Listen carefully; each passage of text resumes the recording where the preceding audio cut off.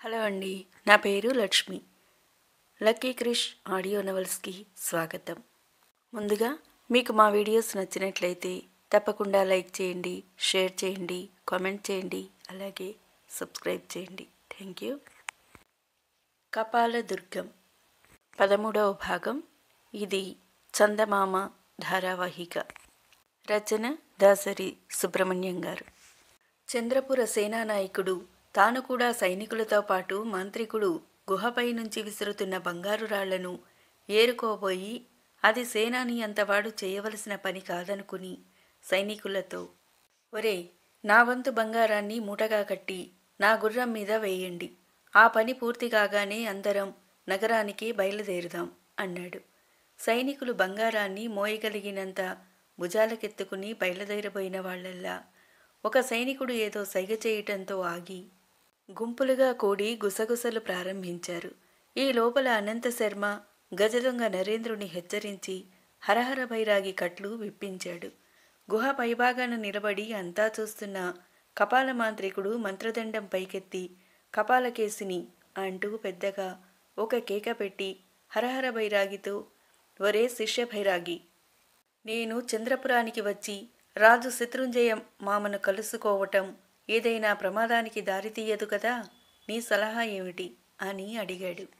హరహర బైరాగి ఏమి చెప్పటమా అని తటపటాయిస్తున్నంతలో అనంతశర్మ గట్టిగా పళ్ళు కొరికి చిన్న గొంతుతో, ప్రమాదం ఏమీ ఉండదని చెప్పు. అలా చేయకపోయావో ముందు నీ తల నేల రాలుతుంది అన్నాడు. హరహర బైరాగి తాను పెద్ద చిక్కులో పడిపోయాననుకుంటూ పెద్దగా మూలిగి, కపాలగురు, మహామంత్రవేత్తలైన మిమ్మల్ని ఈ అల్పమానవులేం చేయగలరు? ధైర్యంగా నగరానికి పోదాం అన్నాడు. భైరాగి శిష్య, బాగా చెప్పావు అంటూ కపాల మాంత్రికుడు గుహ మీద నుంచి దిగి అనంతశర్మ వాళ్ళున్న చోటుకు రాసాగాడు. సేనానాయకుడు వెలవెలబోతూ, అనంతశర్మ, యువరాణి చారుమతి ఎక్కడా? మాంత్రికుడు ఒంటరిగా వస్తున్నాడు. యువరాణి వెంట లేకుండా మేం నగరానికి రావటం అంటే రాజుగారి చేత కొరత వేయించుకోవటమే అవుతుంది అన్నాడు. అనంతశర్మ ఒక్క క్షణం ఆలోచించి కపాల మాంత్రికుడికేసి 4 అడుగులు వేసి, శత్రుంజయ రాజంతవాడికి అల్లుడు కాబోతున్న మీరు మాంత్రిక మహారాజులు, ఇవే నా నమస్కారాలు. తమకు భార్య కానున్న యువరాణి చారుమతి ఎక్కడా అని అడిగాడు. ఆ ప్రశ్నకు మాంత్రికుడు పెద్దగా నవ్వి హఠాత్తుగా ఏదో ఆలోచన వచ్చిన వాడిలా కోపంగా కళ్ళెర్ర చేసి, ఒరే కుర్రకుంక, అదేం ప్రశ్న? నా కానున్న భార్యతో నీకేం పని అన్నాడు. అనంతశర్మ అమాయకంగా ముఖం పెట్టి, మాంత్రిక మహారాజులు కోపగించకండి. మనం రాజసన్నిధికి పోతే ఆయనకు కోపం రావచ్చు కదా, అప్పుడు మనమంతా ప్రమాదానికి గురి అవుతాం అన్నాడు. మాంత్రికుడు హరహర భైరాగి కేసి తల తిప్పి, ఒరే భైరాగి శిష్య, ఈ కుర్రవాడి పేరేమన్నావు అన్నాడు. హరహర భైరాగి అనంతశర్మను, గజదొంగ నరేంద్రుణ్ణి, సేనానాయకుణ్ణి మాంత్రికుడికి పరిచయం చేసి, కపాలగురు, ఈ అనంతశర్మ అన్నట్టు ఆ యువరాణిని వెంట తీసుకుపోవటం బాగానే ఉంటుంది. అట్టే ఆలస్యం లేకుండా ఆమెతో తమ వివాహం అతి వైభవంగా జరపమని రాజును కోరవచ్చు అన్నాడు. శిష్యుడి మాటలకు కపాల మాంత్రికుడు అయిష్టంగా ముఖం పెట్టి, ఒరే భైరాగి శిష్య, మూర్ఖులైన చాలామంది సాదా మనుషులకు నాబోటి మంత్రవేత్తలంటే చిన్నచూపు, హేళనాభావం ఉండవచ్చు. ఈ లోకం మనుగడకు, పురోభివృద్ధికి ఆ కపాలకేసినియే కారణమన్న సంగతి ఎంతమందికి తెలుసు? అందువల్ల ఆ రాజు శత్రుంజయుడు తీరా నన్ను చూసిన తర్వాత చారుమతిని నాకిచ్చి వివాహం చేయననవచ్చు, లేక ఏ స్వయంవరమో జరుపుతాననవచ్చు. ఇలాంటి చిక్కులు కలగకుండా అతడు నాకామెనిస్తానని మాట ఇచ్చిన తరువాతే ఆ చారుమతిని అతడి కంటబడేలా చేస్తాను అన్నాడు. ఈ జవాబు వింటూనే సేనానాయకుడు దిగులుగా ముఖం పెట్టి, అనంతశర్మ, శత్రుంజయ మహారాజు వల్ల నాకు, సైనికులకు చావు తప్పదు. ఇప్పుడు దొరికిన ఇంత బంగారం ఏం కాను అన్నాడు. సేనాని మాటలు విన్న సైనికుడొకడు పెద్దగా గొంతెత్తి, ఒరే స్నేహితులారా, నే చెప్పేది చెవులప్పగించి మరీ వినండి. రాజుగారి కొలువులో మనం చేరింది జీతపురాళ్ల కోసం. ఇప్పుడు మనకు మోయగలిగినన్ని బంగారు రాళ్లే దొరికినాయి. ఇక కొలువు లేదు, గెలువు లేదు. ఎవరి ఇళ్లకు వాళ్ళు పోదాం అన్నాడు. సైనికుడి మాటలు వింటూనే మిగతా వాళ్ళు పరమానందపడిపోతూ, అవును రొరై, మహాబాగా చెప్పావు, జై కపాల మాంత్రిక మహారాజులకు అని తలా ఒక దారిన పోయేందుకు సన్నద్ధులు కాసాగారు. అనంత శర్మకు వెంట సైనికులు లేకుండా కపాల మాంత్రికుడితో కలిసి చంద్రపురం వెళ్లాలని లేదు. గజదొంగ నరేంద్రుడు కూడా అలాంటి ఆలోచనలోనే ఉన్నాడు. వాడు చెర్రున కత్తి దూసి, తమ్ముడు అనంత, ఈ ఆశపోతు సైనికుల్లో ఒకడి తల నరికానంటే మిగతా వాళ్ళు మనం చెప్పినట్టు వింటారు. ఆ పని చేయమంటావా అని అడిగాడు. అనంత శర్మ సైనికుల కేసి చూశాడు. వాళ్ళ ముఖలక్షణాలు చూస్తుంటే ప్రతి ఒక్కడూ తాను సంపాదించిన బంగారాన్ని కాపాడుకునేందుకు దేనికైనా తెగించేలా కనిపించాడు. అనంత శర్మ నరేంద్రుణ్ణి ఆగమని హెచ్చరించి, అన్నా నరేంద్ర, ఆ పైన స్వర్గాన్ని మించినది ఏమీ లేనట్టే ఇక్కడ బంగారాన్ని కాదనగలిగిందేమీ లేదు. ఆ బంగారం కోసం ప్రతి సైనికుడు ఉగ్ర నరసింహుడైపోతాడు. ఒక ఉపాయం ఉంది అని ఆ సరికి దగ్గరకు వచ్చిన కపాల మాంత్రికుడితో, మాంత్రిక మహారాజా, మీరు ప్రసాదించిన బంగారంతో సైనికులు ఎవరి దారిన వాళ్ళు మనను విడిచి పారిపోవాలని చూస్తున్నారు. తమకు కానున్న శత్రుంజయ మహారాజు మామగారి దగ్గరకు వెంట తగిన పరివారం లేకుండా పోవటం మర్యాద కాదు కదా అన్నాడు. ఆ మరుక్షణం కపాల మాంత్రికుడు కళ్ళెర్ర చేసి మంత్రదండాన్ని పైకెత్తి, ఒరే క్షుద్ర సైనికాధములారా, నా వెంట చంద్రపురానికి రాకుండా మధ్య మార్గంలోనే పారిపోవాలని చూస్తున్నారా? మంచిది. ఇప్పుడు మీరు కట్టిన మూటల్లో ఉన్నదేమిటో ఒక్కసారి పరీక్షించి చూడండి అన్నాడు. సైనికులు ఆత్రంగా మూటలు విప్పి చూశారు. అందులో బంగారం కాక ఒట్టి రాళ్ళు రప్పలు మాత్రమే ఉన్నవి. అది చూస్తూనే సైనికులు హాహాకారాలు ప్రారంభించారు. హరహర బైరాగి, కపాలగురో అంటూ పెద్ద కేక పెట్టి, ఒరే మూర్ఖ సైనికుల్లారా, మా గురువుగారి శక్తి ఎలాంటిదో తెలిసిందా? ఇకనైనా నోరు మూసుకొని మా వెంట నగరానికి రండి అన్నాడు. అలాగే వస్తాం మాంత్రిక మహారాజా. తర్వాత ఈ రాళ్లన్నీ నిజంగా బంగారం అయిపోతాయా అన్నారు సైనికులు. ఒరే మూఢులారా, మామూలు బంగారం కాదు, పంచవన్నెల మేలిమి బంగారం అయిపోతుంది. బోధపడిందా అన్నాడు కపాల మాంత్రికుడు. సైనికులందరూ మరొకసారి కపాల మాంత్రికుడికి చేయి కొట్టారు. అనంత శర్మ సేనానాయకుడితో, మహాసేనాని, మాంత్రిక మహారాజు అంత దూరం కాలినడకన రావటం బావుండదు. ఆయనకు వాహనంగా ఒక గుర్రాన్ని ఇవ్వు అన్నాడు. సేనాని సైనికుడినొకడిని ఆజ్ఞాపించగానే వాడు గుర్రాన్నొకదాన్ని తెచ్చి మాంత్రికుడి ముందు ఉంచాడు. కపాల మాంత్రికుడు గుర్రాన్ని పరీక్షగా చూస్తూ, అనంత శర్మ, నువ్వు బాగా మర్యాద మన్ననలు తెలిసిన వాడిలా ఉన్నావు. 1-2 పరీక్షలు పెట్టి ఏదో ఒకనాడు నిన్ను శిష్యుడిగా చేసుకుంటాను అని గుర్రం కళ్ళెపు తాళ్లు పట్టుకోగాని అది బెదిరి వెనుక కాళ్ల మీద లేచి పెద్దగా సకిలించింది. సేనానాయకుడు గుర్రాన్ని నడుం మీద తట్టి అది కాస్త స్థిమితపడగానే, మాంత్రిక మహారాజులు నిర్భయంగా అధిరోహించండి అన్నాడు. హరహర బైరాగి గురువు నడుం పట్టుకుని ఎత్తి గుర్రం మీద కూర్చోబెట్టాడు. మాంత్రికుడు గుర్రపు కళ్ళెం తాళ్లు చేతికి తీసుకుని దాన్ని అదిలించి, అనంత శర్మ, నేను ప్రయాణాలకు ఏనాడు ఇలాంటి జంతుజాలాన్ని ఉపయోగించిన వాణ్ణి కాదు. ఏ భూత ప్రేత పిశాచం భుజాల మీదో ఎక్కి అలా ఆకాశగమనం చేస్తూ దిగవలసిన చోట దిగుతుంటాను అన్నాడు. గురువులు చెప్పింది నిజం అన్నాడు హరహర బైరాగి పెద్దగా. సేనాని అనంత శర్మకు, గజదొంగ నరేంద్రుడికి హరహర బైరాగి కూడా గుర్రాలను వాహనాలుగా ఇప్పించి తానొక గుర్రం ఎక్కి ముందుండి దారి తీశాడు. వెనుకగా సైనికులు బయలుదేరారు. చంద్రపురం కేసి వాళ్ళు కొంత దూరం పోయాక అనంత శర్మ కపాల మాంత్రికుడి గుర్రం పక్కగా తన గుర్రాన్ని నడిపి, మాంత్రిక మహారాజా, కోపగించకండి. అంతఃపురంలో దాసదాసీజనం మధ్య ఎంతో సుకుమారంగా పెరిగిన యువరాణి చారుమతి ఇప్పుడు ఒంటరిగా ఈ మహారణ్యంలోని ఏ కొండ గుహలోనో ఉండగలదా అన్నాడు. ఆ మాటలకు కపాల మాంత్రికుడు పొట్ట చెక్కలయ్యేలా నవ్వి, అనంత శర్మ, ఎంత అమాయకుడివి. చారుమతి ఇంకా ఈ అరణ్య ప్రాంతాల్లోనే ఉందనుకున్నావా? ఆమెను ఎప్పుడో కపాలదుర్గం చేర్చి కాలక్షేపానికి తోడుగా కొన్ని శాకిని ఢాకిని గాలిదయ్యాలను ఉంచాను అన్నాడు. ఆ జవాబు వింటూనే అనంతశర్మ ఉలిక్కిపడ్డాడు. కపాల మాంత్రికుణ్ణి ఏదో విధంగా లొంగదీసుకుని అతడి చేత యువరాణి చారుమతి ఎక్కడ ఉన్నదో చెప్పించి ఆ తరువాత వాడి తల తెగనరకాలని అనంతశర్మ ఎత్తువేశాడు. కాని ఇప్పుడు మాంత్రికుడి మాటలు వింటుంటే వాడు చారుమతిని ఎక్కడ ఉన్నదో తనకు తెలియని కపాలదుర్గంలో దాచినట్టు అర్థమవుతున్నది.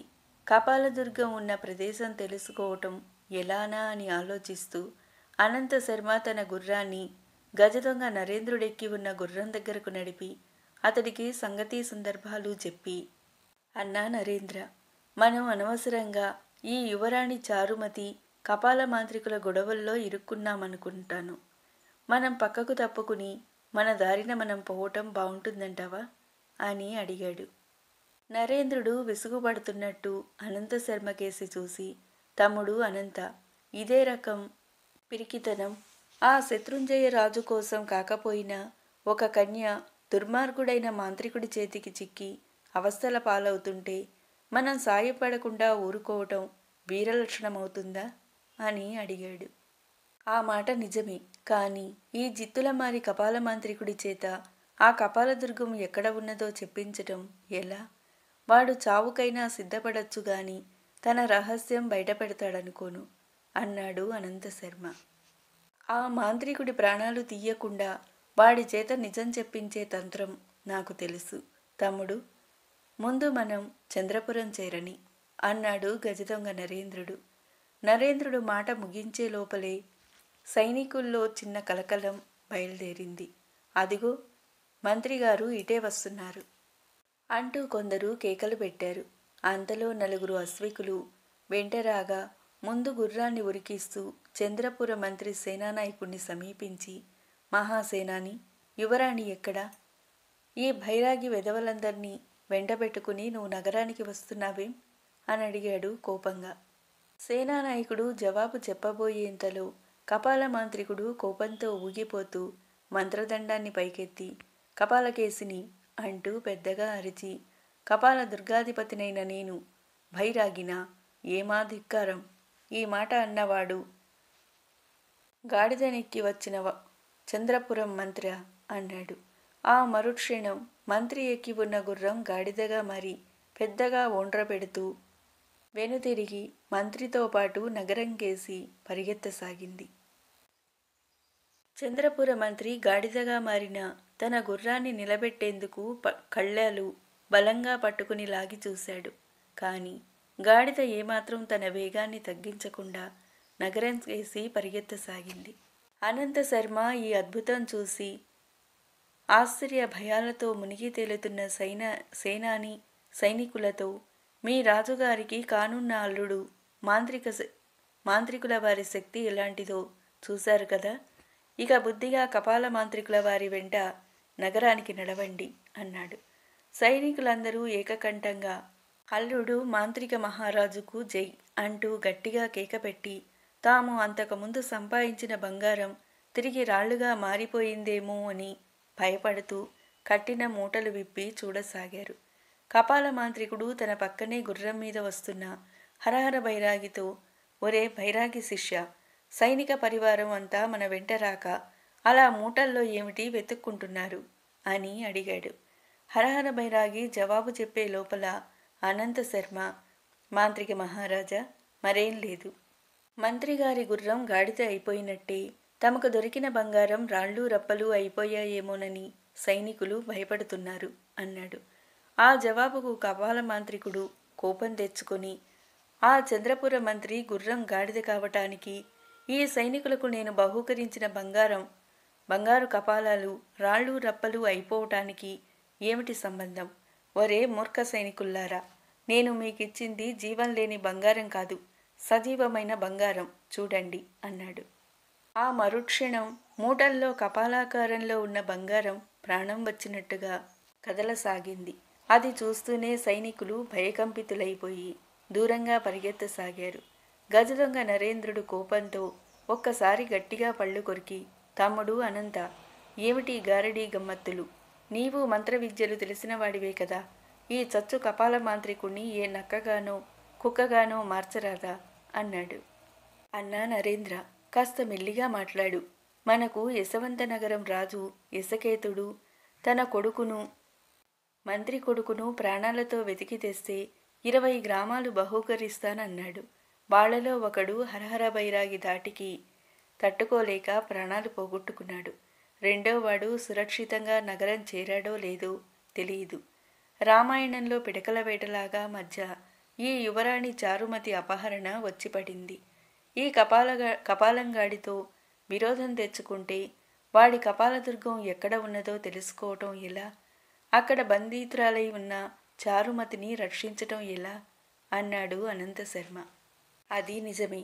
గజదొంగగా నాకు కత్తిపదును సంగతి జాగ్రత్త పడటమే తప్ప బుద్ధి ఉపయోగించి ఇంత లోతుగా ఆలోచించటం తెలీదు. ఏమైనా సైనికులు తలా ఒకదారి కాకుండా చూడు, వాళ్లతో మనకు పనిపడవచ్చు అన్నాడు నరేంద్రుడు. ఈ లోపల చంద్రపుర సేనాని కత్తి దూసి గుర్రాన్ని సైనికుల మధ్యకు పరిగెత్తించి, ఒరే పిరికి వెదవల్లారా, ఆగండి, కపాల మాంత్రికుల వారు హాస్యానికి అలా బంగారానికి జీవం పోశారు, భయపడకండి అని మాంత్రికుడితో, కపాల మహారాజా, తమరు కోపగించకండి. సైన్యం వెంట లేకుండా మనం శత్రుంజయ మహారాజు గారి సన్నిధికి పోవటం మర్యాదగా ఉండదు అన్నాడు. అవును మాంత్రిక మహారాజా, సేనాని చెప్పింది నిజం అన్నాడు అనంతశర్మ. కపాల మాంత్రికుడు తృప్తిగా తలాడించి హరహర బైరాగితో, భైరాగి శిష్య, నా శక్తి ఎలాంటిదో ఇక్కడ అందరికీ తెలిసిందన్నమాట. ఒరే సైనికులారా, బంగారాన్ని చూసి భయపడుతున్నారా? ఏమీ వింత! ఆ బంగారు కపాలాల్లో ప్రవేశపెట్టిన ప్రాణాన్ని ఇదే ఉపసంహరించేస్తున్నాను అన్నాడు. ఆ వెంటనే బంగారు కపాలాలు కదలటం ఆగిపోయింది. సైనికులు తిరిగి వాటిని మూటల్లో బిగించి మాంత్రికుడికి జై అంటూ నగరం కేసి బయలుదేరారు. ఈ లోపల ఓండ్ర పెడుతున్న గాడిద మీద కోటను సమీపిస్తున్న మంత్రిని చూసి శత్రుంజయుడి కాపలా సైనికులు ముందు హడిలిపోయి అంతలోనే తేరుకొని, మహామంత్రి ఆగండి, ఆ గాడిద వాహనం ఏమిటి? తమ పంచకళ్యాణి గుర్రం ఏమైపోయింది అంటూ ఈటెలు అడ్డం పెట్టబోయారు. మంత్రి గగ్గోలు పెడుతూ, ఒరే కాపలా భటుల్లారా, ఆ సంగతి తర్వాత చెబుతాను, ముందు ఈ పిశాచి గాడిదను మేడో కాళ్ళలో పట్టుకుని ఆపండి అంటూ అరిచాడు.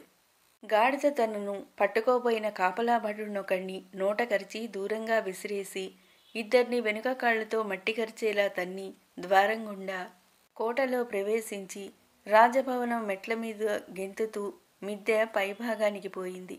ఆ సమయంలో రాజు శత్రుంజయుడు నౌకరొకడు పెంపుడు నెమళ్లకు పావురాళ్లకు మేత వేస్తుండగా కొంత దూరంలో నిలబడి చూస్తున్నాడు. హఠాత్తుగా మంత్రి ఎక్కి ఉన్న గాడిద అతడి ముందుకు పోయి వెనక్కాళ్ల మీద నిలబడి కర్ణ కఠోరంగా ఓండ్ర పెట్టింది. రాజు శత్రుంజయుడు ఒక్క క్షణకాలం నిర్ఘాంతపోయి అంతలోనే కింద పడకుండా గాడిద మెడ పట్టుకుని వణికిపోతున్న మంత్రికేసి చూసి, మహామంత్రి, ఇదేం మర్యాద? గాడిదనెక్కి నా భవనం మీదికి రావటమా అన్నాడు కోపంతో నిలువెల్లా వణికిపోతూ. మంత్రి గాడిద మెడ పట్టు వదిలి దబీమంటూ కిందపడి లేచి, మహారాజా క్షమించండి, ఘోరం జరిగిపోయింది. చంద్రపుర రాజుగారి మహామంత్రినైన నేను గాడిదను వాహనంగా చేసుకోవటం కానీ, ఇలా భవనం మిద్దెపైకి రావటం కానీ మామూలు పరిస్థితుల్లో జరగటం సంభవమా అన్నాడు. రాజు మంత్రికేసి పారిపోయేందుకు దిక్కులు చూస్తున్న గాడిదకేసి 1-2 సార్లు గుచ్చి చూసి ఆసరికే బలమైన ఒకదాన్ని గాడిదకేసి విసరబోతున్న నౌకరును గమనించి మాట్లాడకుండా ఆగిపోయాడు. నౌకరు ఒడుపుగా ఉచ్చుతాడును గాడిద మెడ మీదికి విసిరాడు. కాని ఆఖరు క్షణంలో తనకు రానున్న ప్రమాదాన్ని గుర్తించిన గాడిద పెద్దగా ఓండ్రపెట్టి దాపులనున్న పిట్టగొడగేసి దూకింది. కాని ఈ లోపల నౌకరు విసిరిన ఉచ్చుతాడు గురి తప్పి దాని నడుముకు బిగుసుకుపోయింది. పిట్టగోడ మీద నుంచి దిగువనున్న రాజవీధిలో పడబోయిన గాడిద నౌకరు తాడును బలంగా వెనక్కు లాగటంతో గోడ మీద నుంచి 4-5 అడుగులు కిందికి జారి ప్రాణభయంతో కొట్టుకుంటూ అరవసాగింది. రాజభవనం పైనుంచి ఇలా వేళ్లాడుతున్న గాడిదను చూసి రాజవీధిని పోతున్న జనం వింతపడిపోతూ గుంపులుగా చేరి చప్పట్లు కొట్టసాగారు. రాజు శత్రుంజయుడు ఒక్కసారి పిట్టగోడ దిగువకు చూసి పళ్ళు కొరుకుతూ వెనక్కి తిరిగి, మూర్ఖ మహామంత్రి, నువ్వు చేసిన పని వల్ల ప్రజల్లో నేనెంత నవ్వుల పాలవుతున్నానో చూశావా? ఇది నా ఒక్కగానొక్క కుమార్తె యువరాణి చారుమతి అపహరించబడిన దానికన్నా ఎక్కువైన అవమానం అన్నాడు. నౌకరు తాడుకొసను పిట్టగోడలో ఒక చోట ఉన్న ఇనుప మేకుకు బిగించి, మహారాజా, భవనం మీదికి ఎక్కి వచ్చిన ఆ గాడిదను తాడు విప్పి ఒకేసారి కింద ఉన్న వీధిలో పడి చావనివ్వటం నాకిష్టం లేదు. ఇంత అవమానానికి కారణమైన మహామంత్రి గారిని తాడు ఈ కొసకు కట్టి గాడిదతో పాటు కిందికి వదలమన్నారా అన్నాడు. రాజు శత్రుంజయుడు నౌకరుతో ఏదో అనబోయేంతలో మంత్రి పెద్దగా గొంతెత్తి, మహారాజా, యువరాణి గారిని అపహరించుకుపోయిన మాంత్రికుణ్ణి చూశాను అన్నాడు. ఆ మాటలతో రాజు అదిరిపడి, మాంత్రికుడా? యువరాణి వాడి వెంట ఉన్నదా? ఆమెను వెతక పంపిన సేనాని సైనికులు ఏమయ్యారు? యువరాణిని చూసిన వాడివి ఈ గాడిద మీద ఆ వార్త చెప్పేందుకు ఇక్కడికి పరిగెత్తుకుంటూ వచ్చావా? నీ నడు నుండి వేలాడుతున్నది కత్త లేక ఆభరణమా అన్నాడు. మహారాజా, నా మనవి శాంతంగా వినండి. ఆ మాంత్రికుడు మన నగరం కేసి వస్తున్నాడు. వాడి వెనుకగా మన సేనాని సైనికులు నడుస్తున్నారు. యువరాణిని మాత్రం నేను చూడలేదు. మాంత్రికుడిపైన నేను కత్తి దూయబోయేంతలో వాడు పెద్దగా ఏదో మంత్రం చదివి నేనెక్కి ఉన్న పంచకళ్యాణిని ఇలా గాడిదగా మార్చాడు అన్నాడు మంత్రి. రాజు ఆశ్చర్యపోతూ 4 దిక్కులకేసి ఓసారి తల తిప్పి, ఇవి నమ్మదగిన మాటలేనా అన్నాడు. నౌకరు మంత్రికేసి పరీక్షగా చూస్తూ, మహారాజా, మంత్రిగారి చెప్పింది నిజమే అయ్యుంటుంది. కాకపోతే గాడిద మిద్దెపైకి రావటం ఏమిటి అన్నాడు. అంతలో అక్కడికి మంత్రి వెంట అంగరక్షకులుగా వెళ్ళిన అశ్వసైనికుల్లో 2 గబగబా వచ్చి రాజుకు నమస్కారం చేసి, మహారాజా, మంత్రిగారి గుర్రాన్ని గాడిదగా మార్చిన మాంత్రికుడు నగరం కేసి వస్తున్నాడు. మన సైనికులందరూ అతడి వెన్నుకాచి నడుస్తున్నారు అని చెప్పాడు. రాజుకు చప్పున ఒక ఆలోచన వచ్చింది. ఆయన సైనికులతో, ఒకవేళ మన సైనికులు ఆ మాంత్రికుణ్ణి బందీగా పట్టుకుని నగరానికి తీసుకువస్తున్నారేమో, మీరు సరిగా చూశారా అన్నాడు. అదేం కాదు మహారాజా, గురు శిష్యుల్లాంటి 2 మాంత్రికులు గుర్రాల మీద వస్తూ మన సైనికులకు ఆజ్ఞలు జారీ చేస్తున్నారు. మన వాళ్ళందరినీ తమ మంత్రశక్తుల్లో మైమరిపించారని మా అనుమానం అన్నారు సైనికులు. అంతే జరిగి ఉంటుంది మహారాజా, సందేహం లేదు. కాకపోతే మహావీరుడైన మన సేనాని సైనికులు అలా సేవకుల్లా ఆ మాంత్రికుడి వెంట నడవటమేమిటి అన్నాడు మంత్రి. రాజు కొంచెం సేపు ఆలోచిస్తూ ఊరుకొని, ఇక్కడ క్షాత్రం పనిచెయ్యదు, కత్తికి కత్తి, మంత్రానికి మంత్రం అన్నారు అని నౌకరుకేసి తల తిప్పి, ఒరే, వెంటనే పోయి మన ఆస్థాన మాంత్రికుణ్ణి ఉన్నపాటున పిలుచుకురా. తిదివారాలు యమగండం హోరలు అని బయలుదేరటానికి శుభకాలం కాదంటే తల నరికి తీసుకురా, తెలిసిందా అన్నాడు. నౌకరు మెట్లకేసి వెళ్ళబోయిన వాడల్లా ఆగి, మహారాజా, ఆ గాడిదనేంచేయమన్నారు? తాడు విప్పి కింద వీధిలోకి వదిలేయమన్నారా అని అడిగాడు. ఇప్పుడు విన్నదాన్ని బట్టి అది గాడిద కాదు, మంత్రిగారి పంచకళ్యాణి గుర్రం. దాని సంగతి మన ఆస్థాన మాంత్రికుడే చూస్తాడు అన్నాడు రాజు. నౌకరు మెట్లు దిగబోయేంతలో, జై ఆకాశభైరవ అంటూ ఆస్థాన మాంత్రికుడు ఎర్రబట్టలతో చేతిలో చేవదేరిన నల్లటి దుడ్డుకర్ర పట్టుకుని మిద్దె మీదికి వస్తూ, మహారాజా, ఆ భైరవుడి కృప వల్ల సర్వం విన్నాను, అంతా చూశాను అన్నాడు. అయితే మన నగరం కేసి వస్తున్నవాడు యువరాణిని అపహరించుకుపోయిన మాంత్రికుడేనంటావా అని అడిగాడు రాజు. అందుకు సందేహమా మహారాజా? కానీ వాడు మాంత్రికుడు కాదు, మాంత్రికాధముడు. ఆకాశ భైరవుడి ప్రసాదితమైన ఈ దుడ్డుకర్రతో నగర పొలిమేరల్లో వాడి బుర్ర బద్దలు చేయబోతున్నాను. అందుకు అనుమతినివ్వండి అన్నాడు ఆస్థాన మాంత్రికుడు.